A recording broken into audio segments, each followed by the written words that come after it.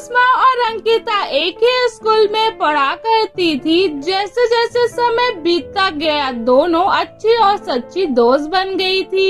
एक दिन की बात है, दोनों साथ में क्लासरूम में बैठे हुए थे। सुषमा की स्कूल यूनिफॉर्म कई जगह से फटी हुई थी। उसे देख अंकिता कहती है, सुषमा तेरा यूनिफॉर्म कितनी जगह से फटा है, तू नया यूनिफॉर्म ले ले और सूटर भी ले ले, ठंड लग जाएगी तुझे। कोई बात नहीं, माँ को कहकर इसे थोड़ा सिलवा दूंगी, ठंड कम लगेगी। स्वेटर लेने के पैसे अभी पापा के पास नहीं है, जब आएंगे तब ले लूंगी। तो परेशान मत हो।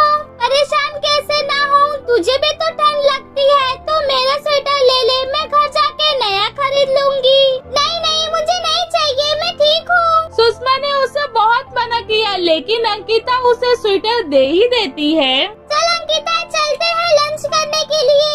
दोनों लंच करने के लिए कैंटीन में जाते हैं, लेकिन आज कैंटीन बंद रहती है। बंद कैंटीन देखकर अंकिता कहती है, सुषमा तू अपनी टिफिन खा ले। मैंने सोचा था कि कैंटीन से लेके कुछ खा लूंगी, लेकिन कैंटीन ही बंद है। कोई बात नहीं, मैंने टिफिन लाया है ना, चल साथ में खाना खाते हैं। अब इसी तरह दिन बीत रहे थे, लेकिन ठंड ज्यादा होने के कारण स्कूल वाले 3 दिन की छुट्टी दे देते हैं। जहां अंकिता के माता पिता घर में हीटर लगा के आराम कर रहे होते हैं, वहीं सुषमा के घर वाले रोड पर बिना रजाई बिना स्वेटर के रहते हैं, जिसके वजह से सुषमा के पिता की तबीयत बहुत ही खराब हो गई थी।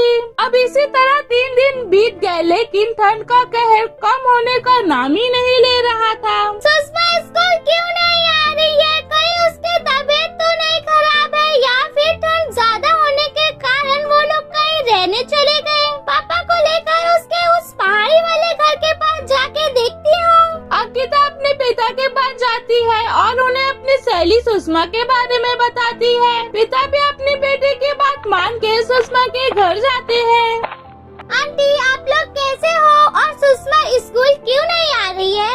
इतने सुनने के बाद कुसुम जी दुखी मन से बोली, वो क्या है ना, इस समय सुषमा जंगल में लकड़ियाँ काटने गई है। सुषमा इतनी ठंड में जंगल में लकड़ियाँ क्यों काटने गई है? अंकल जी भी उसके साथ गए हैं? नहीं, वो तो पास के दवा खाने में ही भर्ती है। उन्हें इतनी ज्यादा ठंड लग गई है कि पूरा शरीर सूज गया है, उनसे चला भी नहीं जाता है। उन्हीं का कपड़ा लेने आई थी मैं। सुषमा लकड़ियाँ काट के उसे बेच देगी, जो पैसा मिलेगा उससे ही हम उनके लिए दवाइयाँ खरीद लेते हैं। कुसुम जी इतना बोलकर रोने लगती है। उन्हें रोता देख अंकिता के पिता कहते हैं, बहन जी हम आपके साथ दवाखाना चल सकते हैं भाई साहब को देखने के लिए। हाँ चलो, सरकारी दवाखाना पास में ही है। अंकिता और उसके पिता कुसुम के पीछे चलते जाते हैं। सब साथ में दवाखाना पहुंच जाते हैं। वहां देखते हैं तो सुषमा पहले से ही खड़ी होती है। सबको साथ में देखकर सुषमा पूछती है, अरे अंकल,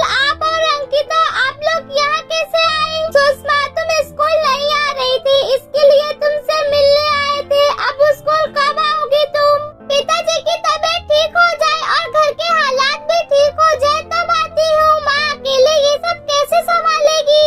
सेठ हरि को उनका दुख देखा नहीं जा रहा था। उन्होंने कहा, सुषमा तुम परेशान मत हो, मैं भी तुम्हारे पिता ही जैसा हूँ। इतना कहने के बाद सेठ हरि सुषमा के पिता को प्राइवेट हॉस्पिटल में भर्ती कर देते हैं। कुसुम जी और सुषमा को अपने घर के पास ही एक घर में शिफ्ट कर देते हैं। कुछ दिन ऐसे ही निकल जाता है। कई दिनों के बाद सुषमा के पिता ठीक हो जाते हैं। वो सेठ हरि के वहाँ ड्राइवर का काम करते हैं। आज सेठ हरि की वजह से सुषमा के पिता सही सलामत थे। सुषमा सेठ हरि के पास जाती है और कहती है, अंकल आपका बहुत बहुत शुक्रिया जो आपने हमारी इतनी मदद की। अगर आज आपने हमारी मदद नहीं की होती तो पता नहीं हम किस हालात में होते।